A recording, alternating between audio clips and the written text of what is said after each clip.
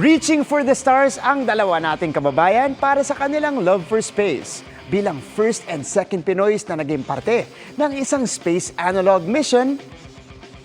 Space analog mission based in Hawaii. Let's change the game and get to know their experience bilang analog astronauts. 3, 2,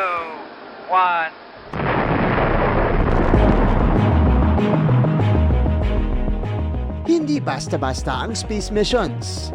At bago magpadala ng mga tao sa space, dadaan muna ito sa sangkaterbang tests. Tulad ng tinatawag na analog mission, kung saan dito muna sa Earth isi-simulate ang mga posibleng mangyari sa isang space mission. At dalawang Pinoy na ang maswerteng nakasubok maging analog astronaut.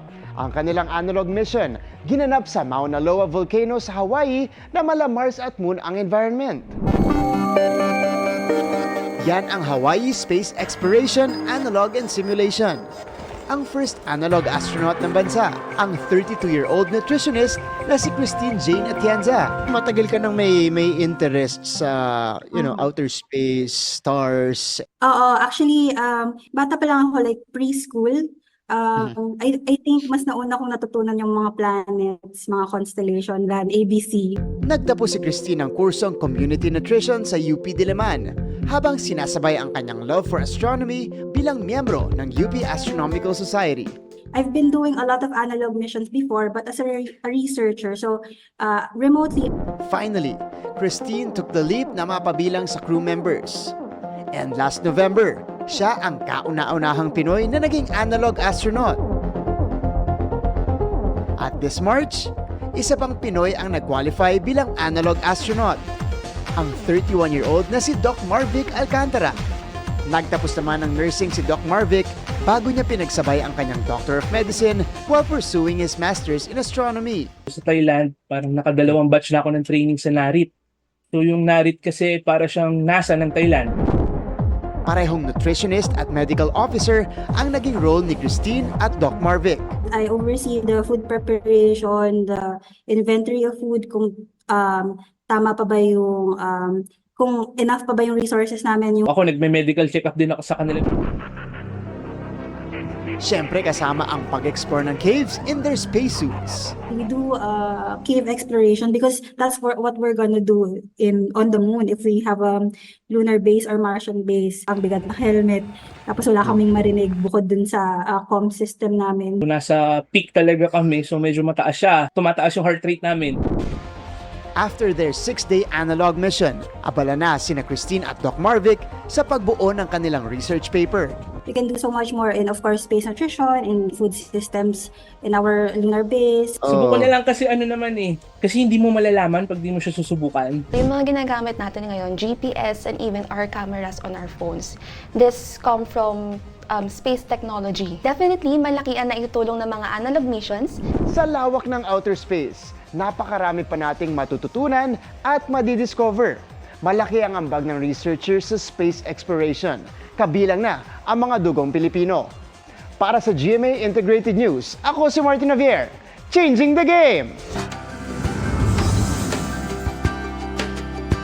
Sa kabila ng masayahing personalidad, may kakambal na kalbaryong kinakaharap ang batang itinampok namin noong Enero. Matapos dumulog sa GMA Kapuso Foundation, matagumpay nang napaoperahan ang bata sa tulong ng aming mga donors at partner doctor. Enero ngayong taon nang una nating makilala ang batang si Mika. Pagguhit ang kanyang paboritong libangan. Pero hindi gaya ng ibang bata, si Mika hindi lang dalawa ang kamay. May tumubo pa kasing isang braso at kamay sa likod niya na sumasabay rin sa kanyang paglaki. Kaya madalas, nakatagilid siyang matulog para hindi ito madaganan. Pagkalabas niya, 3 na po yung kamay niya. Pag ginugupitan ko po siya, nakadapa po siya sa akin. Ang problema niya ay parasitic twin. Ibig sabihin, wala naman wala naman buhay o kundi lang may isang parte lang na dumikit, may depekto doon sa bone, vertebra niya, na nakanandong po yung spinal cord, na nakadikit, pumasok po doon yung parang dim nung parasitic twin. Ang kondisyon petisyon ni Mika inilapit sa GMA Kapuso Foundation. At nito lamang Huwebes, sumailalim na siya sa operasyon. Matagumpay na ring natanggal ang kamay sa likod niya. Sa aming part, yung successful naman as far as natanggal namin yung kanyang kamay na parasitic queen, no? Hanggang sa buto na nakadikit. Sa kaso po ni Mika, meron pong tinatawag na lipomyelomeningocele o taba, no? Na nakapaloob po doon sa spinal cord. Ang naging challenge po namin ay tanggalin po ito na hindi po tayo magbibigay ng damage doon sa spinal cord ni Mika. Mga kapuso, kinakailangan pa rin po ni Mika ng ating tulong para sa kanyang follow-up MRI o magnetic resonance imaging upang malaman ang status ng kanyang spinal cord. Sa mga nais mag-donate kay Mika at sa iba pa naming mga project, maaari po kayo magdeposito sa aming mga bank account o magpadala sa Cebuana Luwalier. Pwede ring online via GCash, Shopee at Lazada. Kalbaryong init at alinsangan pa rin ang kinaharap ng mga pasahero at empleyado sa NAIA Terminal 3. Kasunod po yan ng pagpalya ng isa nitong cooling tower. Ang hakbang ng pamunuan ng airport sa pagtutok ni Mariz Umali.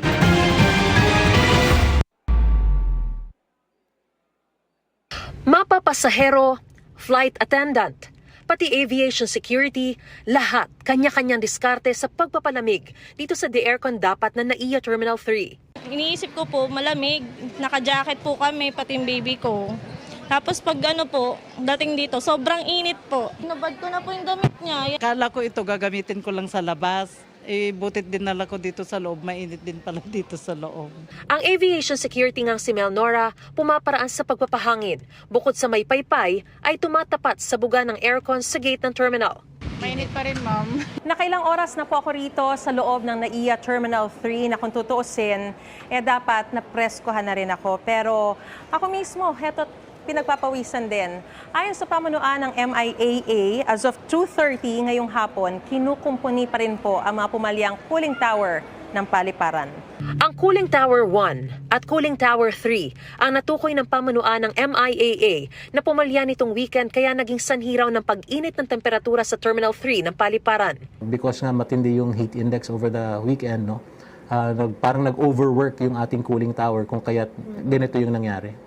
22 to 23 degrees Celsius yung reading na naisa ng mapanatili ng pamunuan ng NAIA. Pero dahil sa pumalyang mga cooling tower, umabot sa 25 to 27 degrees Celsius ang reading ng temperatura. Mas bumuti-buti ng araw ito dahil noong isang araw lang, nag-trip din pati ang cooling tower 2. Pero agad naman itong naibalik. 2008 pa raw na-install ang mga cooling tower sa paliparan kaya luma na talaga.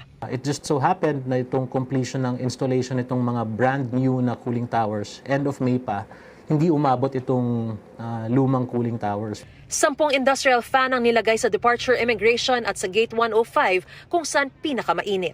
Patuloy po nilang kinukumpuni ang pwedeng makumpuni at ginagawan po ito ng paraan. Kaunting pasensya pa po, no? We are doing everything.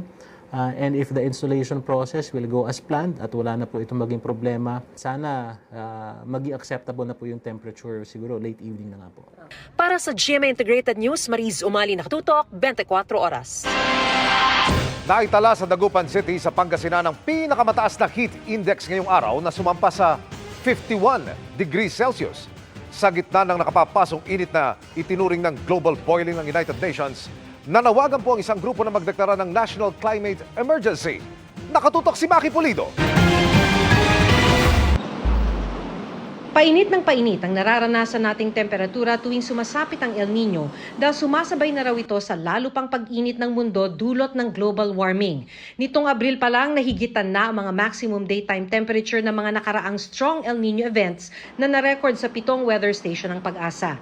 Halimbawa, 38.8 degrees sa NAIA Pasay noong Sabado, April 27, higit na sa 37.8 degrees noong April 23, 1948. Sa Kasiguran, Aurora, 38.1 degrees degrees noong April 24, 2024, higit na sa 36.8 degrees noong April 30, 1988. Nahigitan na rin ang pinakamainit na naitalang temperatura sa Metro Manila sa buwan ng Abril. 38.8 degrees sa Naiya, Pasay noong Sabado, April 27, higit na sa 38 degrees na pinakamainit na temperaturang naitala sa Port Area, Manila noong April 13, 1915. Kaya sabi ng Pag-asa, kung hindi nakapaghanda, maituturing na worst El Nino ang nararamdaman ngayon. Inaasahang iinit pa nitong buwan ng Mayo. Kasi kung historically nakikita natin yung mga maiinit na temperatura na iitala during strong El Nino episode, and then na-breach pa or nasusurpass pa yung mga temperatura during that strong El Nino episode. So meaning, medyo pataas ng pataas talaga yung ating temperatura. So ito na rin yung contribution dun sa global warming. Indikasyon daw ito ayon sa isang environmental group na bumibilis ang pag-init ng mundo. Global boiling na nga kung tawagin ito ng United Nations. Hindi lang delikado sa kalusugan kundi sa iinuming tubig at kakainin ng tao. Kami nananawagan na magdeklara ng National Climate Emergency. Importante din doon na may corresponding na pondo at allocation. Kasi hindi uubra dito yung ayuda lang. Sa ngayon, 7 probinsya at higit 100 munisipyo at syudad na ang nagdeklara ng state of calamity. Mahigit 4 na bilyong piso na ang halaga ng pinsala sa agrikultura. May mga lugar na ring nagkukulang na sa tubig tulad sa Zamboanga City. Magkakaroon lang daw ng sapat na tubig ulan sa Agosto. So, May, June, July, hindi pa po sapat yung pag-ulan. That is why our drought condition is extended. May epekto yan di lang sa agrikultura kundi pati sa supply ng tubig at kuryente. Sabi ng DENR, para maiwasan ang water service interruption, pagbabawalan na ng DENR ang maaksayang paggamit ng tubig tulad ng pagdilig at paglinis ng kotse gamit ang hose. Practice ito dahil base sa projections ng Pag-asa, at least 2 months of drought conditions pa yung ating kailangan malagpasan, no? Itong May at June. Kaya kahit sapat pa yung ating tubig, magpa-practice na tayo ng conservation. Habang tumitindi ang init, may DIY tips ang Department of Health. Ang mga extra na spray bottle, lagyan ng tubig at ispray sa mukha at batok para makapagpalamig. Sa halip namang bumili ng sports drink, lagyan ng isang kurot ng asin ng isang baso ng tubig. Maglagay rin daw ng basang bimpo sa ulo o kilikili. Pero hindi raw niya inirerekomenda ang madalas na pagligo sa isang araw. Kasi pag nirecommend ko mag-shower ka 3 times a day during the heat, maubos naman yung tubig para sa tubigan. Drought na nga.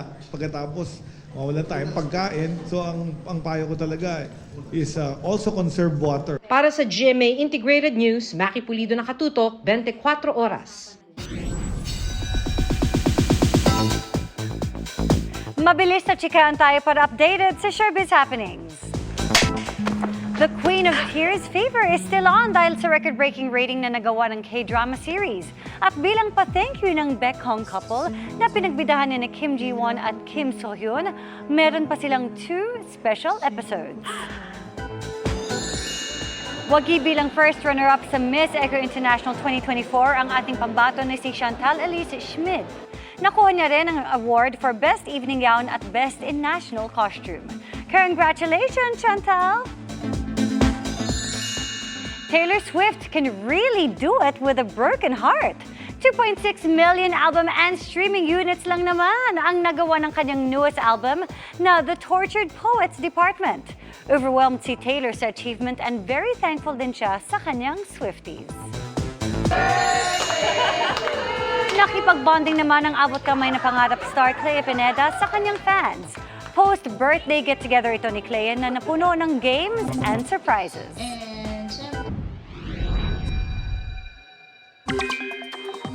Muntik na namang maabot ang extreme danger level na heat index ngayong araw. Nag 51 degrees Celsius kanina. Sa Dagupan, Pangasinan, halos maabot niyan ang 53 degrees Celsius. Kahapon po sa Zambales. 47 degrees Celsius naman ang naitala ngayong araw sa Apari, Cagayan at Aborlan, Palawan. 46 degrees Celsius sa Tuguegarao City, Coron, Palawan at Pili, Camarines Sur.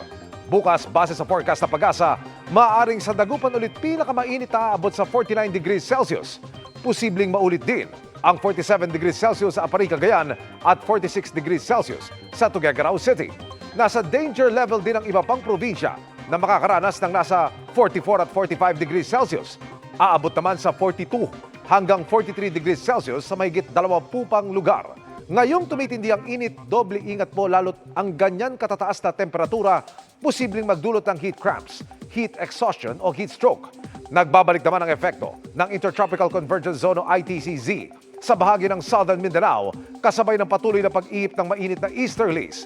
Base sa datos ng Metro Weather, posibleng ulanin ang ilang bahagi ng Palawan, Ilocos Provinces, Western Visayas, Leyte at halos buong Mindanao, lalo na ang Zamboanga Peninsula, Soc-Sargen, Caraga at Davao Region.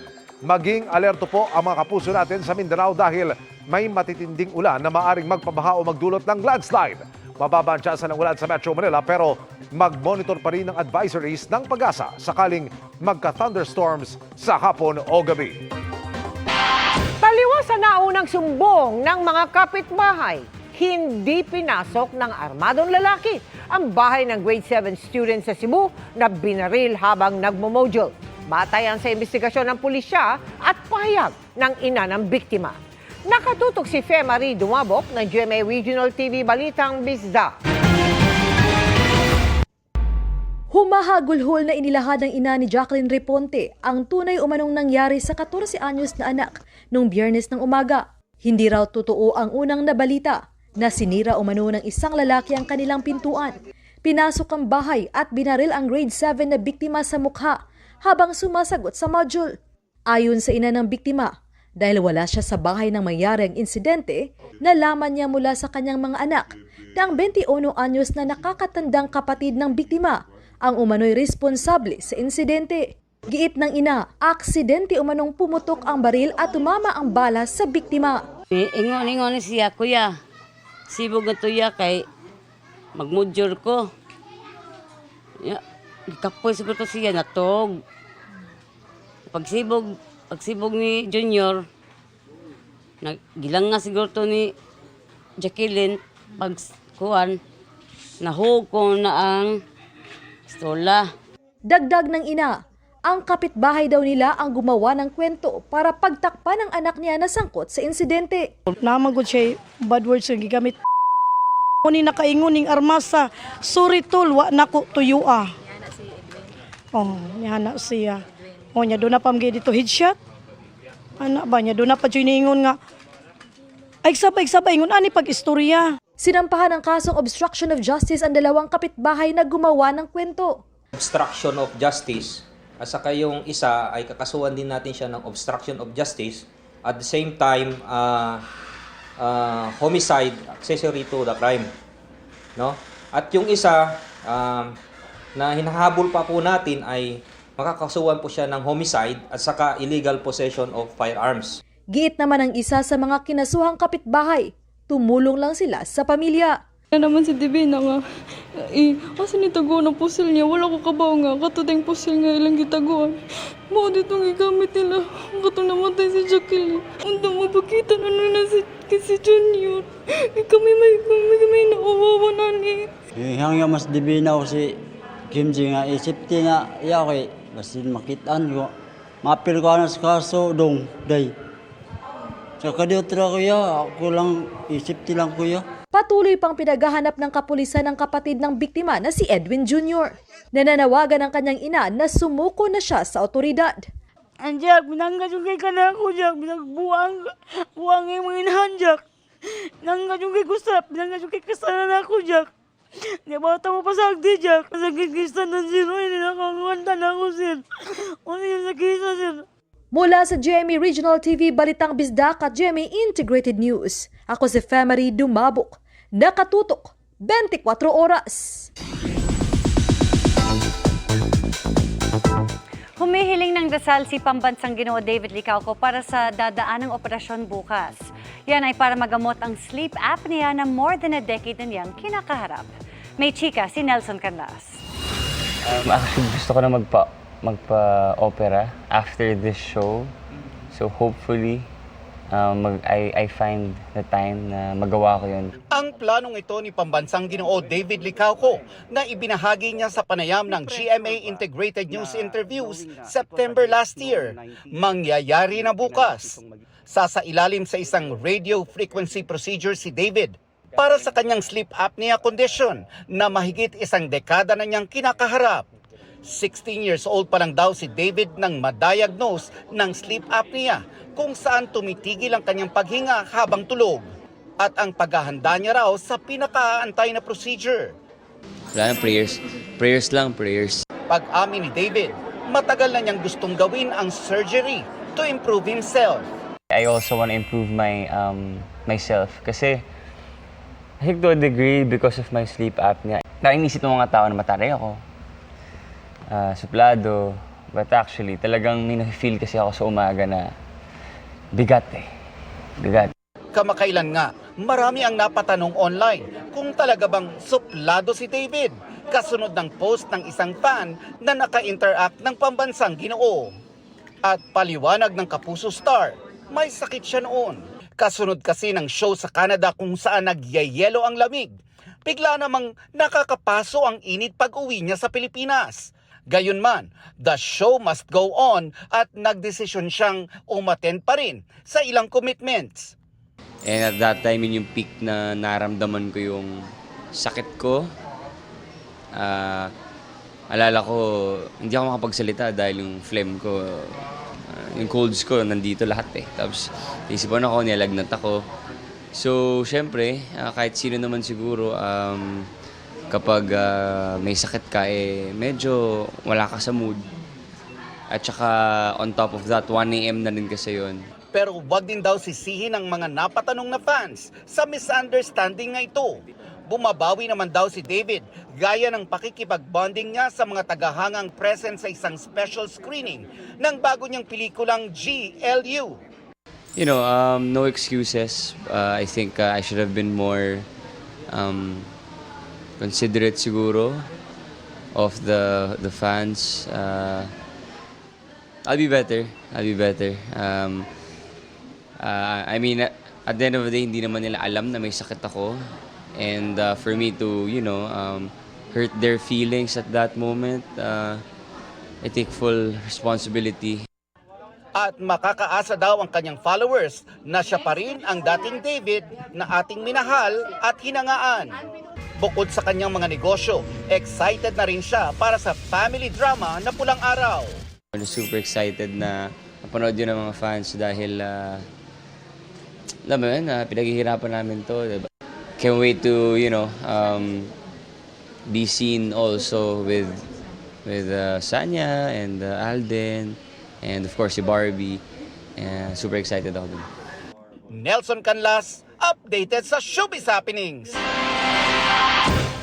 At yan ang mga balita ngayong Lunes. Ako po si Mel Tiangco. Ako naman po si Vicky Morales para sa mas malaking misyon. Para sa mas malawak na paglilingkod sa bayan, ako po si Emil Sumangil. Mula sa GMA Integrated News, ang News Authority ng Pilipino. Nakatuto kami 24 oras.